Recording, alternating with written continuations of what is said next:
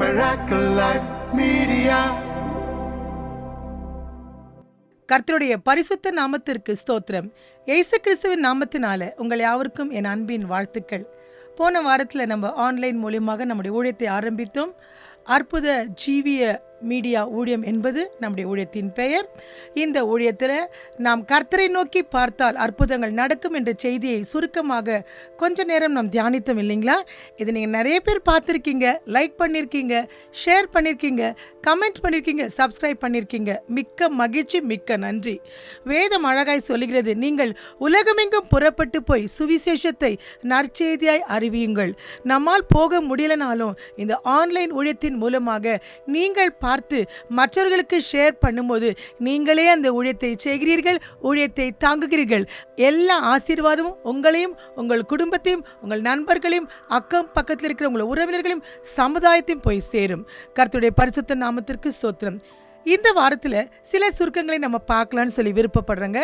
இன்றைக்கி நம்ம எதை பற்றி பார்க்குறோன்னு சொன்னால், காலையில் நம்ம இரவு தூங்கி காலையில் எழுந்த உடனே அநேக பிரச்சனைகள், போராட்டங்கள், கஷ்டங்கள், கவலைகள், வேலை இல்லை, பிள்ளைகளுக்கு திருமணம் நடக்கலை, வாழ்க்கையில் பல வருஷம் ஆகி கூட என் குழந்தைக்கு குழந்தை இல்லையேன்னு சொல்லி ஏங்குகிற ஒரு நேரம், கஷ்டம், துன்பம், துயரம், அவமானம், கண்ணீரின் பள்ளத்தாக்கில் ஒரு நாள் போவது நமக்கு ஒரு வருஷம் போகிற மாதிரி இருக்கும். அப்படிப்பட்ட நிலையில் வரும்போது நம்ம யோசிக்குவோம், நம்ம யார்கிட்ட போகலாம், எங்கே போகலாம் அப்படின்னு சொல்லி. இதற்கு அழகாக வேதத்தில் ஒரு வார்த்தை சொல்லப்படுதுங்க.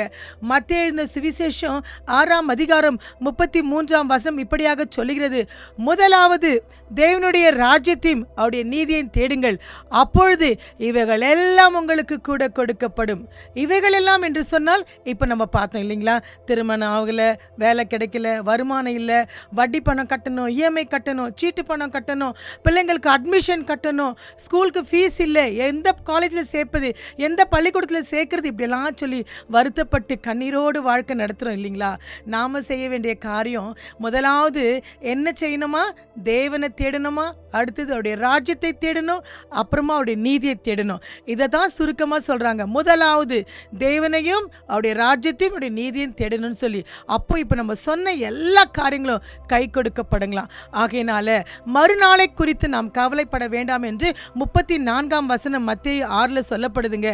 அதாவது நாளைய தினத்தை குறித்து நீ கவலைப்படாத, நாளைய தினம் தனக்காக கவலைப்பட்டு கொள்ளட்டும், அந்தந்த நாளுக்கு அதன் பாடுகள் போதுன்னு சொல்கிறாங்க. பாருங்க, காட்டு பறவைகளை கவனித்து பாருங்களேன். அது நிலத்தை வாங்குறதும் இல்லை, அது விதைக்கிறதும் இல்லை, அது வளர செய்கிறதும் இல்லை. ஆனாலும் பரமபிதா அவைகளுக்கெல்லாம் பிழை பூட்டாருன்னு சொன்னால் நானும் நீங்களும் ரொம்ப விசேஷமானவங்க இல்லைங்களா? நாம் செய்ய வேண்டியது முதலாவது அவரை தேடணும், அவருடைய ராஜ்யத்தை தேடணும், அவருடைய நீதியை கடைப்பிடிக்கணும். அப்போ தான் நம்முடைய வாழ்க்கையில் நினச்ச காரியங்கள் நடக்குங்க. அப்போ என்ன செய்யணுங்க? ராஜ்யத்தை போய் எங்கெங்க தேடுறது அப்படின்னு கேட்குறீங்களா? ஆண்டவரை தேடுறவங்க அவருடைய ராஜ்யத்தை எங்கே தேடணும்னு சொன்னால் நம்ம வீட்டுக்குள்ளே முதலாவது காலையில் எழுந்து என்ன செய்யணும்? செபிக்கணும். முதலாவது ஆண்டவரை தேடணுங்க. ஆண்டவருக்கு தாங்க முதல் ப்ரிஃபரன்ஸ் கொடுக்கணும், முதல் சலுகை. அப்புறம் தான் கணவன், மனைவி, குழந்தைங்க, பெற்றோர், கூட பிறந்தவங்க எல்லாருக்கும். ஏன்னா நாளைய நாள் பிறப்பதை நமக்கு தெரியாது, அடுத்த நிமிஷம் உங்களது இல்லை அப்படின்றார் ஆண்டவர். ஒரு நாள் ஜீவனை கூட்டி கொடுக்குறாரே, 24 மணி நேரம். அந்த 24 மணி நேரத்தை சரியாக கணக்கு பார்த்தா 2.5 மணி நேரம் நம்ம தசம பாகம் கொடுக்கணும் அவருக்கு. ஆனால் நம்மளால் முடியறதில்ல. அட்லீஸ்ட் 1 மணி நேரமாவது செபிக்கணும். அதுவும் முடியாதுங்க, நாங்கள் கஷ்டப்பட போகிறோங்க அப்படின்னு சொல்கிறீங்களா? முதல் நாள் எழுந்து அதிகாலையில் ஒரு 10 நிமிஷம் ஆண்டவருடைய முகத்தை நோக்கி பாருங்க. உங்களுக்கு அற்புதங்கள், அதிசயங்கள் நடக்கும். ஆண்டவர் செஞ்ச நன்மைகளை சொல்லி சொல்லி துதிங்க, ஜெபிங்க, ஸ்தோத்திரம் பண்ணுங்க, நன்றி செலுத்துங்க. நாளடைவில் நீங்களே 15 நிமிஷம் 20 நிமிஷம்னு சொல்லி 1 மணி வரைக்கும் ஜெபிப்பீங்க. அப்படிப்பட்ட ஜெபத்தின் வல்லமை தேவன் நமக்கு ஊற்றுவார். விண்ணப்பித்த நாவியை கொடுப்பார், மன்றாட்டின் நாவியை நமக்கு ஊற்றுவாருங்க. வேதம் அழகாய் சொல்லுகிறதுங்க. அதாவது நம்ம நீதிமொழிகள் 8:17 வாஸ்து பார்க்கும்பொழுது என்ன சொல்லப்படுதுன்னு சொன்னால், அதிகாலையில் என்னை தேடுகிறவர்கள் என்னை கண்டடைவார்கள். அதிகாலையில் யார் அவரை தேடுறாங்களோ அவங்க அவரை பார்ப்பாங்களாம். யாத்திராகமத்தில் ரொம்ப அழகாக சொல்லப்படுது, முழங்கால் படியிட்டு 2 கரங்களை வானத்துக்கு நேராக உயர்த்தி அவரை நோக்கி விண்ணப்பம் பண்ணு, உன்னுடைய எல்லா பிரச்சனைகளுக்கும் ஒரு தீர்வு கிடைக்குன்னு சொல்லி. அருமையான தெய்வச்சனமே, ஒரு சின்ன ஐதீகமான ஒரு கதை ஒன்று இருக்குது. பக்தன் ஒருவர் அழகாக பாடுவாருங்க. கீச்ச கீச் என்ற சத்தம் கிளைகளில் பேசுது, கீச்சம் குருவி சத்தம் என்னுடைய மனதை மயக்க செய்து அப்படின்னு பாடுறாருங்க. வானம்பாடி தன் வருகையே சொல்லுமா, ஆனால் வாசம் மலர்ந்து அவரை மயக்குமா. அப்படின்னா என்ன அர்த்தம்னா, இந்த வல்லூர் பிராணி இருக்கு பாருங்க, வானம்பாடி, அது நைட்டு 2 மணி 3 மணிக்கெல்லாம் எழுந்து சத்தம் போட்டு எழுப்புமா. என்ன சொல்லுதான், என்ன படைச்ச தெய்வத்தை நான் துதிப்பேன்னு சொல்லுதான். அது மட்டும் இல்லைங்க, நீங்கள் தோட்டத்துக்குள்ளே போய் பாருங்கள், 4 மணிக்கெல்லாம் அந்த மொக்கா இருக்கிற பூக்கள் எல்லாமே வாசனை உள்ள அத்தனை பூக்களும் மலர்ந்து யாருக்கு முதல் வாசனையை கொடுக்குதான், தன்னை உண்டாக்கிய படைத்த தெய்வத்துக்கு கொடுக்குதுங்களா. அது மட்டும் இல்லைங்க, கடலின் மேல் 4ஆம் சாமத்தில் பரிசுத்த ஆவியானவர் அலைமோதுகிறார் என்று வேத ஆராய்ச்சியாளர்கள் சொல்றாங்களே, அலைமோதுகிற ஆண்டவர் ஆணலை பெண்ணலை பயங்கரமாய் ஒழித்து அவரை சந்தோஷப்படுத்துதான். இந்த நரக ஜனங்கள் வந்து குளிப்பதற்கு முன்பு என்னை உண்டாக்கிய என் தெய்வத்தை நான் துதிப்பேன் என்று அந்த கடல் அலைகள் எல்லாமே ஆண்டவருக்கு பயந்து கீழ்ப்படிஞ்சு துதிக்கும் பொழுது நானும் நீங்களும் எப்படி துதிக்கணும் இல்லைங்களா. நம்ம அதுக்கு முன்னாடி எழுந்துக்கணுங்க. நீங்கள் வேணா பாருங்க, 2லேருந்து 3 மணிக்குள்ளே எழுந்து ஜெபம் பண்ணி பாருங்களேன். பவுலும் சீலாவும் நடுராத்திரியில் ஜெபித்தார்கள். கர்த்தர் துதித்து ஜெபித்த அவங்களுடைய கட்டுகளை அறுத்தாராம். அதுபோல 2லேருந்து 3 மணி வரைக்கும் நம்முடைய பிரச்சனைகளுக்காக ஜெபிக்கும் போது, நம்முடைய பிள்ளைகளுடைய எதிர்காலத்துக்காக, கணவனுக்காக, மனைவிக்காக, குடும்பத்துக்காக, நாட்டுக்காக, சமுதாயத்துக்காக எழும்பி ஜெபிக்கும் பொழுது எல்லா கட்டுகளும் அறுக்கப்படும் என்று வேதம் அழகாய் சொல்கிறது. அருமையான தெய்வ ஜனமே, அது மட்டும் இல்லைங்க, நம்ம ஜெபிக்க நமக்கு தேவன் பலத்தை கொடுப்பார். ஜெபித்த பின்பு நமக்கு பலத்தை கொடுப்பாருங்க. கர்த்தர் நல்லவருங்க. அவர் அன்பை நம்ம ருசித்து பார்க்கணும். மூளை செய்யாததை முழங்கால் செய்யுங்க.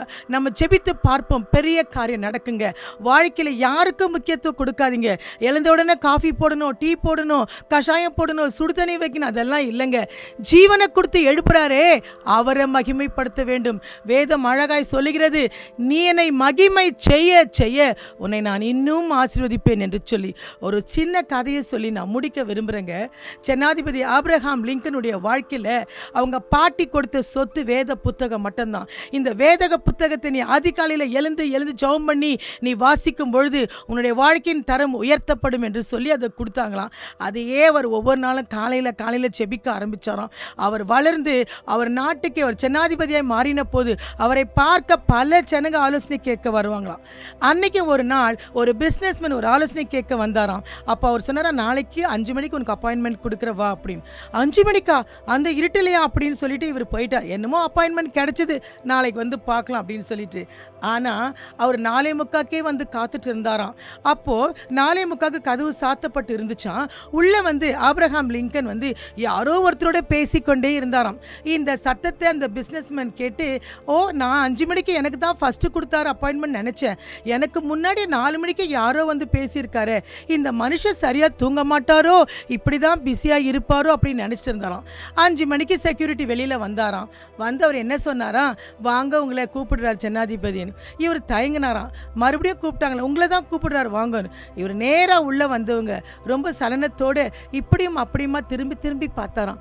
அப்போ ஜனாதிபதி கேட்டாராம், உட்காருங்க, என்னத்தை பார்க்குறீங்கன்னு. அப்போ அவர் சொன்னாராம், இல்லை, நான் 4:45 வந்து உட்காந்துட்டேன், நீங்கள் யாரோ ஒருத்தரோட பேசிட்டு இருந்தீங்க 1 மணி நேரமாக, அதனால தான் நான் அந்த வந்தவங்க வெளியே வரலேன்னு திரும்பி பார்க்குறேன் அப்படின்னு சொன்னாராம். உடனே ஜனாதிபதி ஒரு வார்த்தையை சொன்னாராம், அது வேறு யாரும் இல்லை, நான் மனுஷர்களுக்கெல்லாம் அப்பாயின்மெண்ட் கொடுக்கறதுக்கு முன்னாடி என்னை படைத்த என் தேவனாகிய கர்த்தர் சர்வ வல்லவருக்கு மட்டும்தான் முதலிடத்தை நான் கொடுப்பேன். 4 மணிலேருந்து 5 மணி வரைக்கும் நான் அவரோடு பேசிட்டு இருந்தேன். பார்த்தீங்களா, அப்படி அவ்வளோ பெரிய ஜனாதிபதிக்கே ஆண்டவருக்கு முக்கியத்துவம் கொடுத்து 1 மணி நேரம் செலவு பண்ணும்போது நானும் நீங்களும் எத்தனையோ பிரச்சனைகள், போராட்டங்கள், தேவைகள் இருக்கிறோம். நம்ம 3 மணிக்கெல்லாம் கூட எழுந்துடலாம் இல்லை, ஆனால் நம்ம அப்படி இல்லைங்க. நீதிமொழிகளில் சொல்லப்பட்டது போல கை முடக்கி கொஞ்சம் தூங்கலாம், கால் முடக்கி கொஞ்சம் தூங்கலாம், போர்வை இழுத்து போட்டு தூங்கலாம்னு சொல்லி நினச்சி தூக்கத்துக்கு முதலிடம் கொடுக்கறதுனால தான் தரித்திரம் வழிபோக்கனை போல நம்முடைய வாழ்க்கையில் வருதுங்க. இனிமே அப்படிப்பட்ட அசதிகளை கலைத்து விட்டு ஆண்டவர் சமூகத்தில் செபிக்கலாங்க. வேதம் அழகாய் சொல்லுகிறது, கர்த்தரை கண்டடையத்தக்க சமயத்தில் அவரை தேடுங்கள், அவர் சமீபமாக இருக்கும் பொழுது அவரை பற்றி கொள்ளுங்கள் என்று வேதம் சொல்லுகிறது. எப்பங்க அவர் சமீபமாக இருப்பார், எப்போ ஃப்ரீயாக இருப்பார்? காலை நேரத்தில் தாங்க. அவரை கண்டடையணும், வாழ்க்கையில் விடுதலை அடையணும்னு சொன்னால் நம்ம காலை நேரத்தில் செபிக்கணுங்க. ஏங்க, நம்ம பார்க்கும்போது வேதத்தில் என்ன அழகாக சொல்லப்படுது, இயேசு கிறிஸ்து இருட்டோடே வனாந்தரமான ஒரு இடத்திற்கு ஜெபிக்க போனாராம். அவரே ஜெபிக்க போனாருன்னா பச்சை மரம் மரமே பிதாவை நோக்கி ஜெபிக்க போனதுன்னா நானும் நீங்களும் பட்டுப்போன மரம் எந்த அளவுக்கு அவரோடு கூட நெருங்கி வாழணும் தெரியுமா? வேதம் அழகாய் சொல்கிறது, நீங்கள் என்னோடு இருந்தால் நான் உங்களோடு இருப்பேன், நீங்கள் என்னை விட்டு விட்டீர்களே ஆனால் நானும் உங்களை விட்டு விடுவேன் என்று சொல்லி அந்த நிர்பந்தமான நிலைமை நீ நமக்கு வரவே கூடாது. கர்த்தரை கண்டடையத்தக்க சமயத்தில் அவரை தேடுவோம். அவர் சமீபமாக இருக்கும் பொழுது அவரை பற்றி கொள்ளுவோம். கண்களை மூடி ஜெபிப்போமா? எங்களை நேசிக்கிற அன்பின் பரலோக பிதாவே, அதிகாலையில் தேடுகிறவன் என்னை கண்டடைவான் என்று சொன்னீங்களே அப்பா. இனிமேலாவது இவ்வளவு நாட்களாக அசதியாக இருந்தோம் சுவாமி. எங்களுடைய சரீர வியாதி, பலவீனம், போராட்டம், மன அழுத்தம் இவைகளுக்கெல்லாம் இடம் கொடுத்தோம். இனி ஆண்டவரே ஜீவனை கொடுத்து எங்களை எழுப்பின உடனே உம்மையே துதிப்போம். ஆண்டவரே, வானத்தை பூமியை உண்டாக்கின கர்த்தாவே, உம்மை மட்டுமே புகழ்ந்து துதித்து ஆசீர்வாதங்களை பெற்றுக்கொண்டு அநேகருக்கு நாங்கள் சாட்சியாக இருப்போம். கர்த்தரை கண்டடையத்தக்க சமயத்தில் அவரை தேடுங்கள், அவர் இருக்கும் பொழுது அவர் பற்றிக்கொள்ளுங்கள் என்று சொன்னீரே. இந்த நாள் முதல் கொண்டு எங்களை அதிகாலையில் எங்களை எழுப்பும் ஆண்டவரே, எழுப்பும், எங்களை ஆசீர்வதியும், உம்மோடு பேச கிருபை தாங்க. இதன் மூலமாக என் குடும்பம் முழுவதுமாய் ரட்சிப்பீர். அநேகருக்கு நாங்கள் ஆசீர்வாதமாக இருக்க உதவி செய்யும், வழிநடத்தும், காத்துக்கொள்ளும். இயேசுவின் நாமத்தில் வேண்டிக் கொள்கிறோம் அன்பின் பரலோக பிதாவே, ஆமீன். Miracle Life Media.